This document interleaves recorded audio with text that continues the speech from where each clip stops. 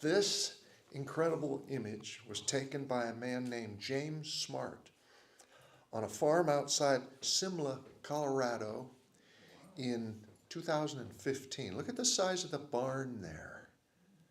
Isn't that something? He was lucky enough to be on the west side of the tornado, rendering it a perfectly lit composition. This photograph won the National Geographic Photo of the Year contest for 2015 from over 13,000 entries. He entitled it Dirt. It's absolutely awesome storm. He won $10,000 for this image, but in my humble opinion, that was not nearly enough money to be in that kind of proximity to that much destructive power. We're going to think about storms this morning, so I thought this picture might serve as a fitting introduction. That's something, isn't it? My Sabbath school class in Squim, we've been working our way through the book of Luke.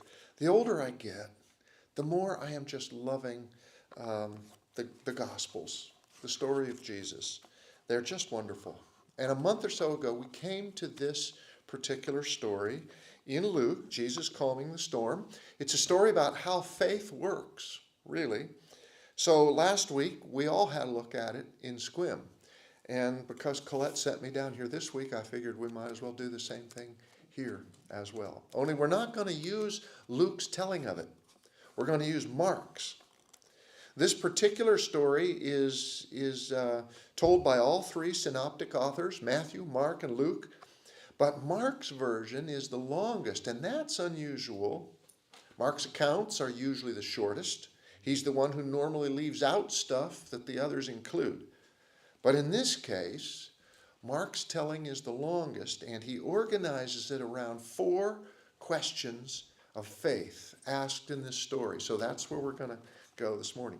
2 of the questions are posed by Jesus, and 2 are posed by his followers. All 4 of them are questions of faith. We're going to think about them as we go along, but we'll start with the overall context. Okay?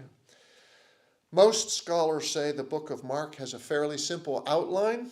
There are only 2 parts, part A and part B. Part A deals with the question, who is Jesus? Part B deals with the question, why did Jesus have to die? Most people think that the guy who wrote Mark, was a close friend of Peter. And so his biography of Jesus is he most likely got the stories that he tells from Peter. So it's Peter's gospel, really. My outline this morning is based in part on Timothy Keller's excellent book entitled King's Cross, The Story of the World in the Life of Jesus. This is just a wonderful book. It looks at a number of the stories in the book of Mark. If you have a chance to pick this up, and you can get it fairly cheap now because it's an older book, you can get it used on eBay for a couple of bucks. It's well worth your time if you want to read this. King's Cross, The Story of the World in the Life of Jesus. So, the early stories in Mark are organized to answer the question, who is Jesus? And they are stories of teachings and healings and arguments that he has with the religious leaders. And Mark arranges them in such a way that each successive story ups the ante as to who Jesus is. And this story, the story of Jesus calming the storm, raises the bar again. Previous stories have dealt with healing palsied legs and restoring withered hands and appealing to hard hearts and even antagonizing critics. This time he's alone with his close followers, and he deals with the most untamable force of all to show that he has power even over nature. And because this is a power over nature story, there are a lot of smart people in our day who are skeptical about it. They say this has got to be myth. You know, there's Jesus the man and there's Jesus the myth because science explains everything. And a story like this is clearly out of harmony with science. People follow the science today very faithfully, don't they? Mm-hmm. But what if God is bigger than science? What if God is not bounded by science? Those are fair questions, and they deserve answers. One writer says, the modern embarrassment over miracles, because they are contrary to what we know about nature, assumes that we know everything about nature and everything about God, when actually we know so little about either. So let's get in the boat and see what happens. Mark 4, verses 35 to 38. That day, when evening came, he said to his disciples, let's go over to the other side. Leaving the crowd behind, they took him along, just as he was, in the boat. There were also other boats with him. A furious squall came up, and the waves broke over the boat so that it was nearly swamped. Jesus was in the stern, sleeping on a cushion. The first thing to notice here there are some details that Mark supplies that Luke doesn't mention. And at first, they seem pretty irrelevant. For instance, Mark says that they took Jesus along just as he was. What does that mean? The best guess is that they didn't make any preparations to leave, they just left. Jesus had been teaching the crowds at the water's edge of the lake. Mark says the crowds were so huge that he got into a boat and pushed out a little into the lake, and the people all crowded around the shore to listen and to ask questions. And when evening came and it was time to leave, he didn't get out of the boat and go back to his home base in Capernaum to clean up or change clothes or even to have any supper. He just left right then from where he was in the boat. So why does Mark add that little detail anyway? Why do we need to know that? Does it help us to understand the point of the story any better? Probably not. Or the report about other boats being with them. I mean, that's mentioned and then just dropped. You never hear anything more about it. Why mention it? Or the fact that Jesus was sleeping on a cushion. Matthew and Luke both say that he was sleeping, but why do we need to know that he was on a cushion? So what? And the interesting thing about these details are that they are actually critical because they validate the veracity of the story. They are evidence that Mark is not just making this thing up. And here's why. A lot of research has been done over the last dozen years or so on how memory works. Most of us, we kind of think that the human brain records memory kind of like the way a video camera records an event, just in perfect detail, exactly as it happened. But that's not the way it works, actually. Our minds record things not only as objective facts, but also on the basis of emotional association, and even things like scents and smells have an effect on how we remember things. And that's why two different people will often remember different details about the same event, or even remember some of the details differently. That's why two witnesses describing the same event sometimes sound like they're telling two completely different stories. It's not that one of them is lying and one of them is not. They just actually remember it differently based on emotion, based on smell, based on a lot of different things. Here's what researchers have found. One of the marks of genuine eyewitness accounts is the presence of irrelevant detail. Of course, fictional stories contain detail too, but a fiction writer will use those details to advance the plot, to enhance the storyline. Genuine eyewitness detail often does not. Eyewitnesses record details simply because they remember them. It becomes a mark of authenticity. Now here's the thing. Modern writers add needless facts to their stories today because that's what modern readers are used to. Right? We like it that way. It makes their stories seem more real. But no ancient writers of fiction or epic tales or myths or legends ever incorporated any kind of detail into their story writing unless it served to advance the plot. They just didn't do that back then. Which means that people who think the Gospels are fiction are at a loss to explain verses like these. where Mark says there were other boats and that Jesus was asleep on a cushion. Because the standard assumption that these stories of Jesus are myths and legends, that assumption won't work. In other words, this really happened for real in history. Mark is giving us first-hand reporting. Jesus was actually in a boat. There actually was a storm. He was actually sleeping. And that means we are confronted with a choice. We can say, as many people do nowadays, that we really can't know who Jesus really was, that it's just too hard to get to the facts, that these must be legends and myths put forward by the church to advance its agenda. And in that case, we can believe anything we want to believe. We can create our own morality. We can live any way we want to live. The only problem is the gospel accounts just don't fit that hypothesis. They are too genuine. They are too authentic.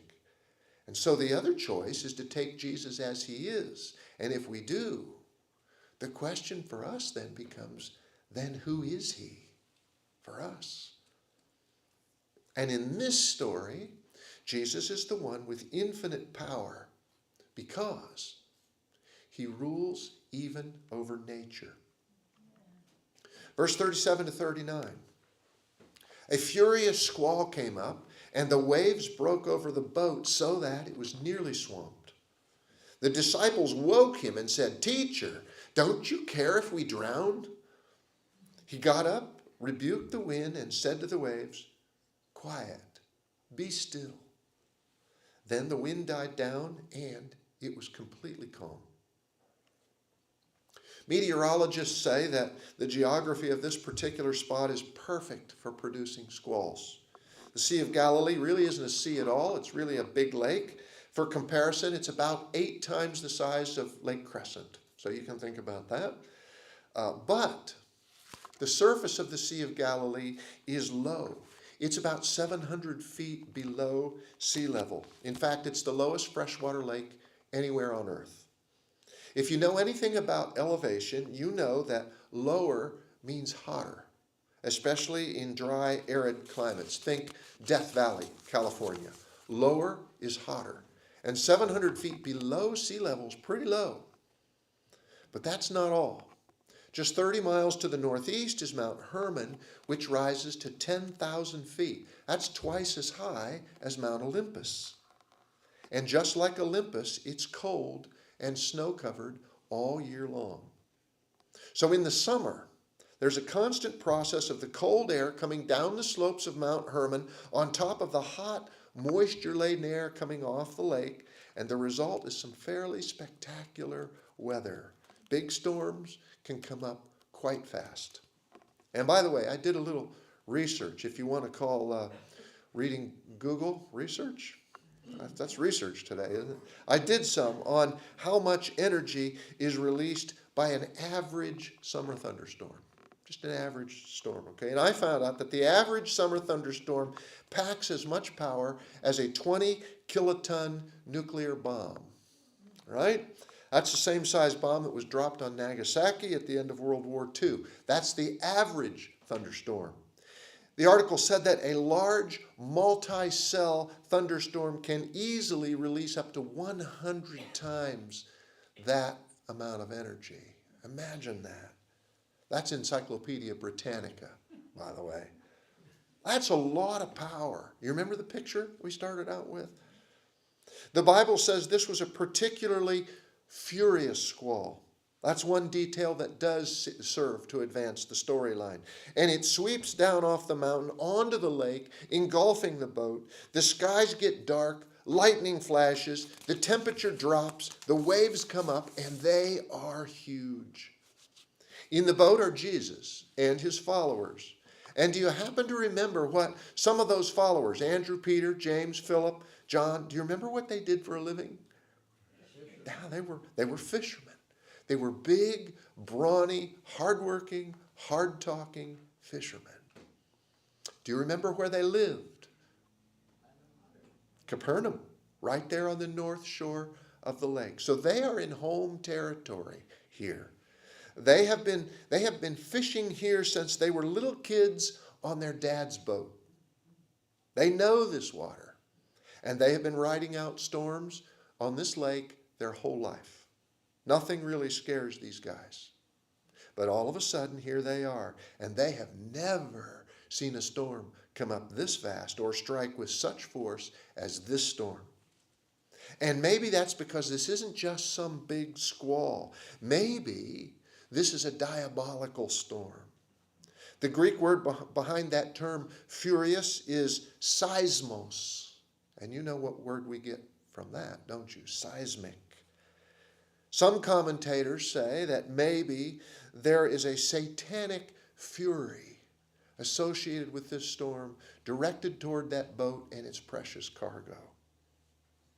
So the green water is coming over the bow way faster than they can bail. The sail is reefed. The wind is shrieking. The rain is driving horizontal. Their situation is suddenly very, very critical. And maybe for the first time in their lives, these big, strong, experienced fishermen believe they are going to drown, that it's the end. In his excellent book, The Perfect Storm, anybody read that or see the movie? Sebastian Junger includes a terrifying 5-page description of the physiology of drowning. It is just simply heart-stopping to read that passage. It's been 20 years since I've read the book. I have never been able to shake the vivid description from my memory, the horror of what it's like to drown. And I've decided I will go any other way, but not drowning. No, I don't want that. And that's what's about to happen to these guys in the boat. The boat's filling up. It's no longer sailing. It's wallowing. All is lost. And meanwhile, where is Jesus? Why? He's asleep in the stern, curled up on a little cushion. Do any of you remember what Jesus did for a living? He was a builder. Yeah. He was a builder, not a sailor, not a fisherman. He didn't grow up on the water. He had no experience riding out nautical squalls. He's the one who should have been awake and terrified, right? He's the landlubber. He isn't even helping to bail the boat. He's asleep. Why is that? Why is Jesus sleeping? Was it because he just had a really hard day teaching? A really stressful day and he was tired out? Maybe. Jesus often got tired. His work was hard. Or maybe it was because he was very, very secure in his Father's will for his life. And so he could sleep right through the most terrifying squall. No fear. No. Very, very secure in his Father's will for his life. Does anybody here ever wake up at night worrying about something? Anybody? You know, you can't sleep because of something that might be coming down the road. Happened to me twice recently. Evidently, it didn't happen to Jesus. Evidently. So the boat is maybe minutes from going down. The waves are enormous. The disciples are toiling like men in their final desperate moments of life. Over the roar of the storm, because it is a shrieking storm, they yell at Jesus, right? They have got to be screaming. This is not just a conversation that's written in the book. They yell at him. And here's the first question, a question of desperation. Teacher, don't you care if we drown? Jesus, we're going to drown for God's sake. Don't you even care? And of course, this is our question. It is such a natural thing to wonder when things are going wrong, when the bad stuff happens. And it doesn't have to be really bad stuff either. It's so natural to wonder, does God even care? Jesus awakens. Can you picture him opening his eyes and seeing the naked fear in the wild eyes of his buddies? And then two astonishing things happen. First, he stands up in the boat and he talks to the storm. He doesn't get out his magic wand. He doesn't conjure up some incantation. He doesn't roll up his sleeves and brace himself and raise his hands and scream into the wind like Lieutenant Dan. Remember Lieutenant Dan screaming at the hurricane from the rigging of the Jenny in Forrest Gump? Jesus doesn't do any of that. He simply speaks to the storm with full authority in his voice. Quiet. Be still. And that's it. Okay? That's the first astonishing thing. As if that storm were nothing more than a misbehaving little kid. I mean, this is the kind of thing that you say to your tantruming 2-year-old, right? Sit down there and don't move until I tell you to move. And then an even more astonishing thing happens. The storm obeys. Mark says the wind died down and the sea became completely calm. In other words, it was dead calm. Now, a skeptic might argue that the storm was just blowing itself out as Jesus stood up. Okay, this was just a coincidence. Because on Lake Galilee, wind squalls can dissipate just as fast as they materialize. But not the water. Swells go on sometimes for days after the wind is all gone. The wind stops and the waves settle immediately. And it's dead calm, so calm that you can see reflection in the surface of the water. And now we'll skip a verse. We'll come back to it in just a moment, but we're going to skip a verse and go to the second question that the disciples ask. Again, this is a question of faith. Verse 41. They were terrified. They draw back in fear, and they ask each other, "Who is this? Who is this?" Even the wind and the waves obey him. It's like a light bulb is coming on in their minds. Because in ancient times, and I would argue still a lot, even in our day to some extent, people believed that the sea was uncontrollable by anyone except the gods. That's what they thought. In ancient cultures and legends, the sea was a symbol of unstoppable destruction. Nobody could control it. And this is still the case, really. How many of you have ever seen some news account where the government is mobilizing assets to stop a big storm? Anybody ever seen one of those? No, you have not. People attempt to stop other natural disasters, and sometimes they succeed. You think about forest fires, for example. It may be a huge fire. There may be hundreds of firefighters that go to battle it. They drop water and chemicals from airplanes and helicopters, and they will fight it until it is finally consumed and out. But nobody ever fights thunderstorms or tornadoes or hurricanes. Now, hurricanes are the most destructive natural phenomenon known to man. Nobody ever says, there's a big hurricane bearing down on the East Coast, so we will deploy our assets and put it out. They just hunker down. They just get out of the way because big storms are untamable. And what is it that they call them, at least the insurance underwriters? They call them what? Acts of God. Yeah, because you can't stop them. Not even in science fiction. Okay? They make thriller movies about guys who go up in space and deflect asteroids from hitting the earth, but no movie has ever been made about deflecting a hurricane. They make movies about saving people from hurricanes or the Coast Guard who rescue people out of hurricanes. Ancient cultures believed that the ocean in full fury was only controllable by the gods. And if you've ever noticed, the Bible has a lot to say about the God whose dominion extends even over the mighty waters. Think about the fourth commandment, for example, that says God not only made the earth, but the seas and everything in it. This is a very significant claim, especially in the minds of the ancients. Or think about Job 38, where God responds to Job and says, "Where were you when I shut up the sea behind its doors?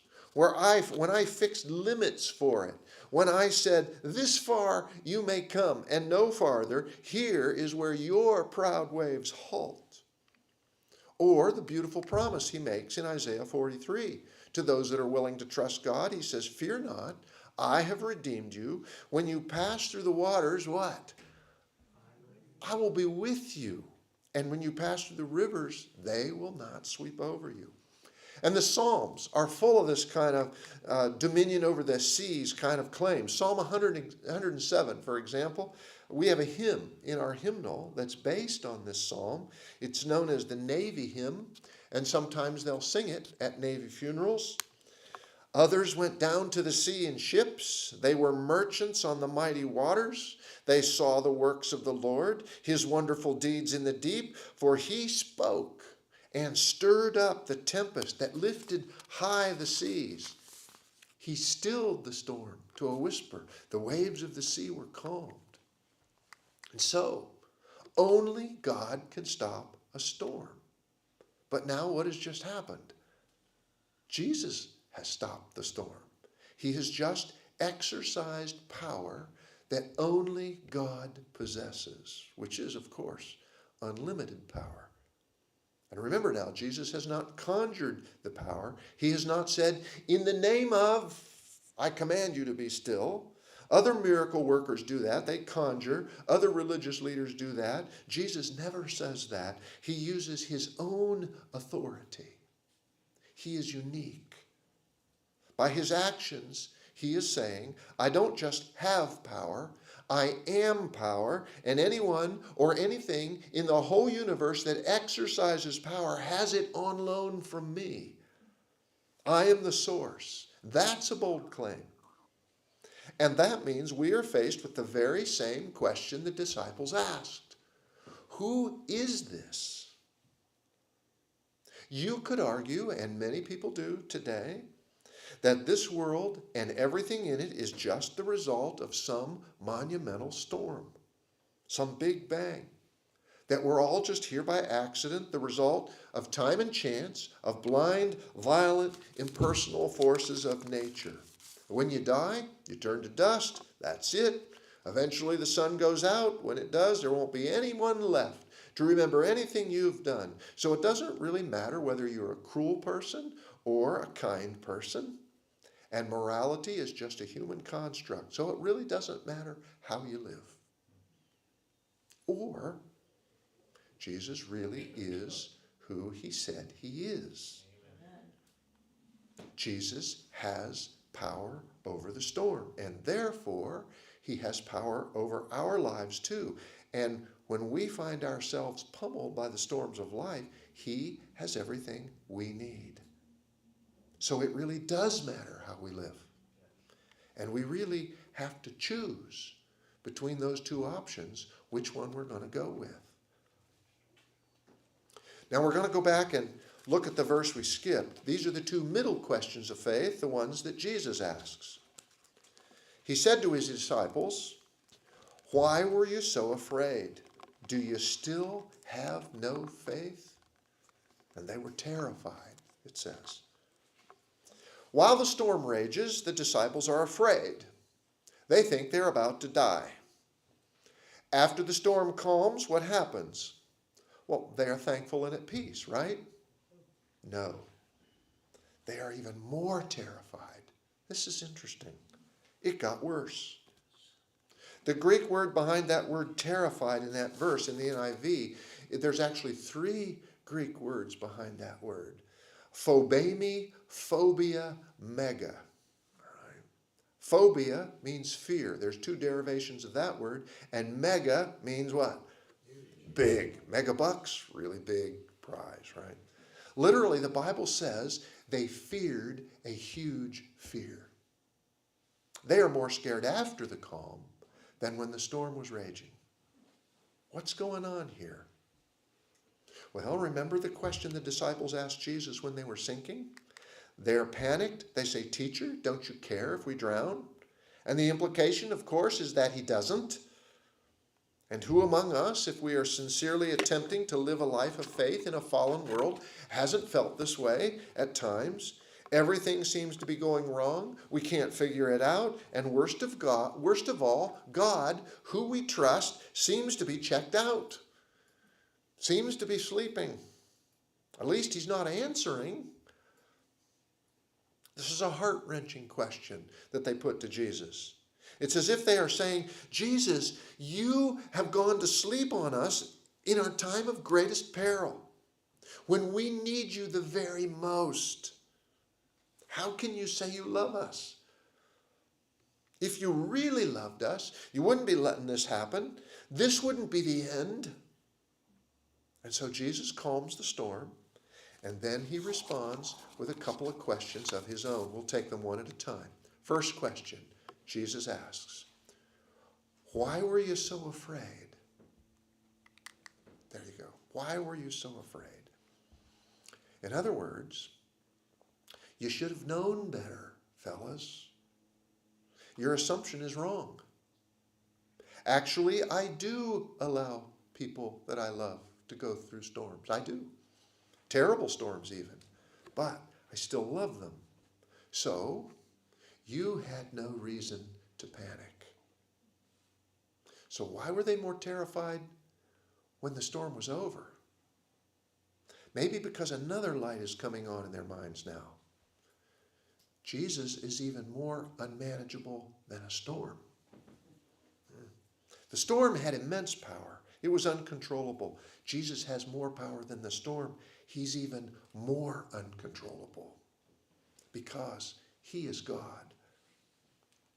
Now people will say, well, you can't control storms. You can't control God. Why follow him? He lets stuff happen that should never happen. Things that don't make any sense. And it's true. You really have no control over either one. But there's a big difference. A storm doesn't love you.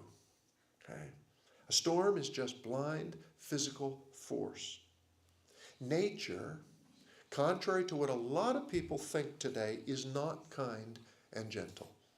There's a kind of romantic view of nature that's going around today, especially among the elites, that nature is good and benevolent and wonderful, and life would be so much better if we could, all of us, just get back to nature and be in harmony with nature. Mother Nature, we call it, but the truth is, Mother Nature is not like a mother at all. Nature is violent and overwhelming and powerful and impersonal, and sooner or later, it will get you. Right? It will wear you out, and it will eventually kill you. If not suddenly, then slowly.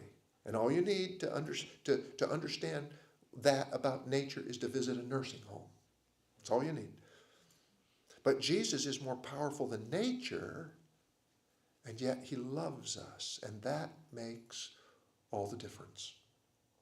Does God allow bad things to happen to us? Yes, he does. Things that we would not choose? Yes, he does. But he loves us. We may not understand why he allows us to go through the storms because he is a little smarter than we are.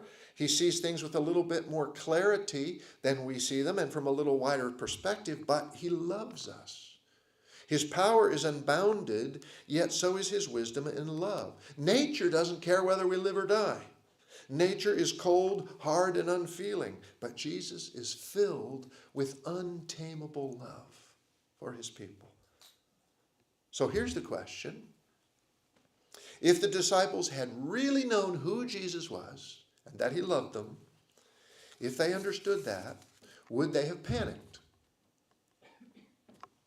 Who knows? Maybe everybody in the boat would have been sleeping. And by the way, one of the lessons here is that Jesus doesn't keep bad things from happening to his people, but he does go through bad things with his people. This is a theme that runs throughout Scripture. People sometimes think if they follow Jesus, he'll protect them from bad things that might happen. Well, sometimes he does, and sometimes he doesn't. We don't know why. But he never abandons us. He's with us in the trouble. And one of the reasons it's important to keep this in mind is because there are many, many Christians who have been taught that somehow, at the very end of time, God is going to do away with this principle. That when things get very bad, God is going to take ones who trust him out of the world before that final storm hits. That's absolutely contrary to what the Bible teaches. That is a delusion. God does not keep his people out of storms. He journeys with his people through storms. And he says in Isaiah 43, when you pass through the waters, I will be with you. Now, the second question Jesus asked his men is this one. Do you still have no faith? In other words, don't you realize even yet who I am? Because if you did, you wouldn't panic. And this also is a question for us. A better translation is actually, where is your faith? When you read Luke's account of the story, this is the question that Luke remembers. Where is your faith? Okay? Because the critical thing about faith in this story is not how strong it is. The critical thing is where it's focused. What is its object? We tend to think that when we're facing big storms, we need a big faith. What Jesus is saying is, when we're facing big storms, we need a big God. How much faith you have, that really doesn't matter so much as what it's reaching for. The Bible never calls faith a virtue. It calls faith a gift. Some people have lots of faith. Others have just a little bit. What matters is not how much you have, it's the object of it. Imagine like if you're falling off a cliff, and just below the cliff is a little branch growing out of the dirt, and you don't know how strong the branch is. All you know is that you've got to reach out quick and grab the branch and grab a hold. How much faith do you have that that branch is going to save you? You don't have to have any, really. You don't have to be totally sure the branch is going to hold you before you reach out for it, right? All you have to have is the strength to grab a hold. What saves you is the strength of the branch. Okay? Doesn't really matter how you feel about the branch. All that matters is the branch.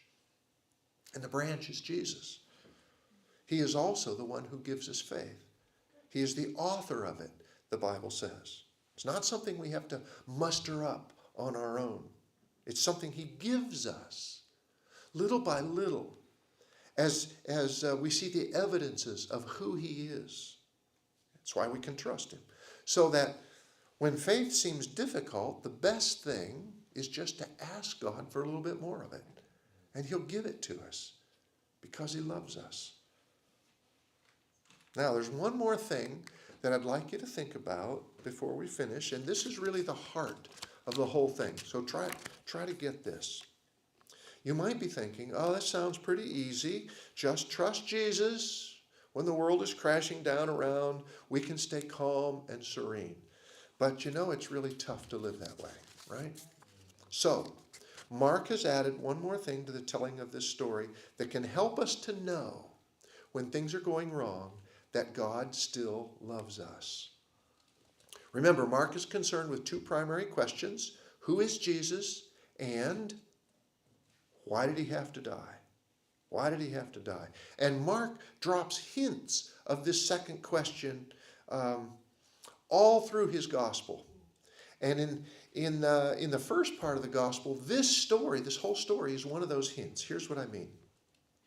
Mark has deliberately laid out this whole account using language that is parallel and in some places identical to another famous story of a storm in the Old Testament.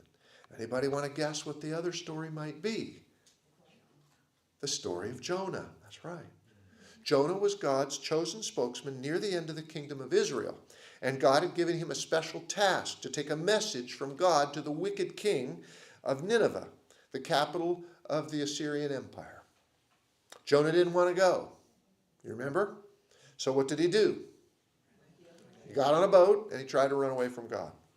When you think about these two stories side by side, there are some very fascinating similarities. Here are some of them.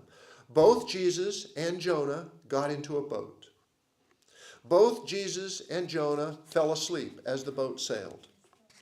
Both boats were overtaken by an unusually severe storm. Both boats were battered to the point of sinking. In both stories, the crew, the sailors, are terrified they are going to drown, so they wake up the sleeper and they say, "Do something, we're going to drown." In both cases, there is divine intervention. The wind stops, the waves become immediately calm. And in both stories, the sailors are more terrified after the calm than they were when they were perishing as the storm raged. Two very similar stories with one significant difference. In the Jonah story, Jonah says to the sailors, "There's only one thing you can do if you want to get out of this alive. You've got to what? Throw me in. If I perish, you survive. If I die, you live." And they threw him in. That doesn't happen in Mark's story. Or does it? Or does it? You think about this for a minute. Mark wrote from a perspective of 20 years after the fact. He looked at the whole trajectory of Jesus' life to the very end. And from that perspective, the stories are not so different. In Matthew's gospel, Jesus talks about Jonah. And do you remember what he said? He said, "One greater than Jonah is here." He was talking about himself. And what he was saying was, I am the true Jonah, right? A day is coming in which I will calm all storms and still all waves. I will destroy destruction. I will kill death. I will do that because I love you. But it will cost me. Okay? And it did cost him. Jesus was thrown into the ultimate storm. The only storm that can sink us. The storm of eternal justice. Of what we owe for our wrongdoing. Of what we squander and lose every time we pay attention to the devil's lies. And as the clouds gathered in Gethsemane and he faced the darkest moment of his life, when he needed his friends the most, when he begged them to watch and pray with them, what did they do? They fell asleep on him. And then they deserted him and they fled. But he loved them anyway. And their story is our story. Just as they did, we have let him down. But Jesus turned his prow and he faced the onslaught willingly, head on, for our sakes. He didn't flinch, he didn't falter, he didn't waver. And on the cross, he was demolished. The storm was not calmed until he had been swept away. But because he died, we live. Because he perished, we survive.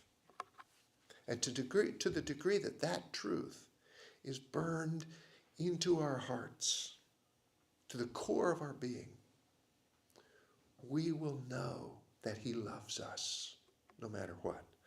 We may not understand what's going on. It may be terribly difficult, but we will know that he cares, that we are deeply loved by him no matter what. He settled that issue once and for all on the cross. And we know that because he did not abandon us in that ultimate storm, he will not turn away from us in all the other little storms in our life. So let's sing together, can we? As we finish here.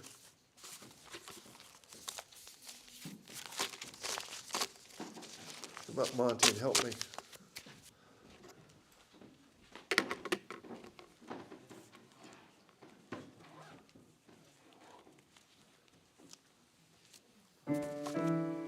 Let's stand. Yes.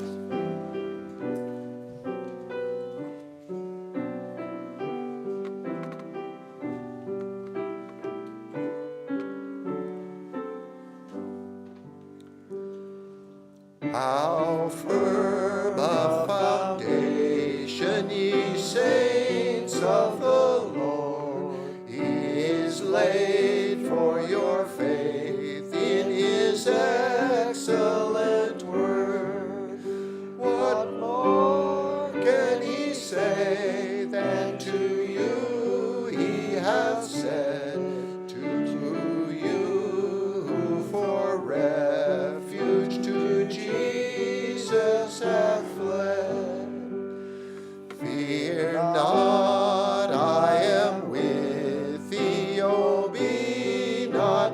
dismayed, for I am thy God, and will still give you aid. I'll strengthen thee, help thee, and cause thee to stand, upheld by my righteous, omnipotent hand. When through the deep waters I call thee to go, the rivers of sorrow shall not overflow. For I will be with thee, thy troubles to bless, and sanctify to thee thy deepest distress. When through fiery trials thy pathway shall lie, my grace all sufficient shall be thy supply. The flame shall not hurt thee, I only design thy dross to consume, and thy gold to refine. The soul that on Jesus has leaned for repose, I will not desert to his foes. That soul, though all hell should endeavor to shake, I'll never, no, never, no, never forsake. Let's pray. Thank you for the stories you've given us in your word, Lord. Thank you for the little hints that you give us along the way, that it really was true. We don't have to doubt.